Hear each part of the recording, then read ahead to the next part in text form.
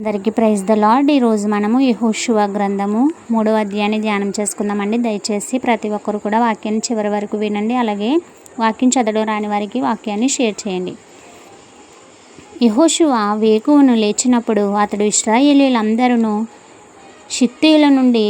షిత్తీము నుండి బయలుదేరి యోర్దానుకు వచ్చి దానిని దాటక మునుపు అక్కడ నిలిచిరి.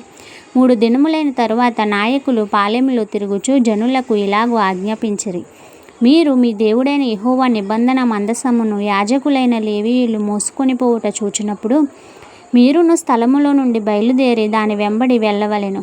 మీకును దానికిని దాదాపు 2000 కొల మూరల ఎడముండవలెను. మీరు వెళ్ళు త్రోవ మీరంతకు ముందుగా వెళ్ళినది కాదు. మీరు దానిని గుర్తుపట్టవలెను గనుక ఆ మందసమునకు సమీపముగా మీరు నడవరాదు. మరియు యెహోషువ, రేపు యెహోవా మీ మధ్య అద్భుత కార్యములను చేయును గనుక మిమ్మును మీరు పరిశుద్ధపరచుకొనుడని జనులకు ఆజ్ఞ ఇచ్చెను. మీరు నిబంధన మందసమును ఎత్తుకొని ప్రజల ముందర నడువుడని యాజకులకు అతడు సెలవీయగా వారు నిబంధన మందసమును ఎత్తుకొని ప్రజల ముందర నడిచిరి. అప్పుడు యెహోవా యెహోషువతో నేను మోషేకు తోడయుండినట్లు నీకును తోడయుందునని ఇశ్రాయేలీయులందరూ ఎరుగునట్లు నేడు వారి కన్నుల ఎదుట నిన్ను గొప్ప చేయ మొదలుపెట్టెదను.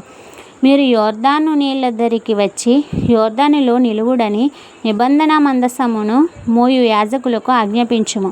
కాబట్టి యెహోషువ, మీరు ఇక్కడికి వచ్చి మీ దేవుడైన యెహోవా మాటలు వినుడని ఇశ్రాయేలీయులకు ఆజ్ఞాపించి వారితో సర్వలోకనాథుని నిబంధన మందసము మీకు ముందుగా యోర్దానును దాటబోచున్నది గనుక జీవము గల దేవుడు మీ మధ్యనున్నాడనియు ఆయన నిశ్చయముగా మీ ఎదుట నుండి కనానీయులను, హిత్తీయులను, హివ్వీయులను, పెరిజ్జీయులను వెళ్ళగొట్టుననియు దీని వలన మీరు తెలుసుకొందురు.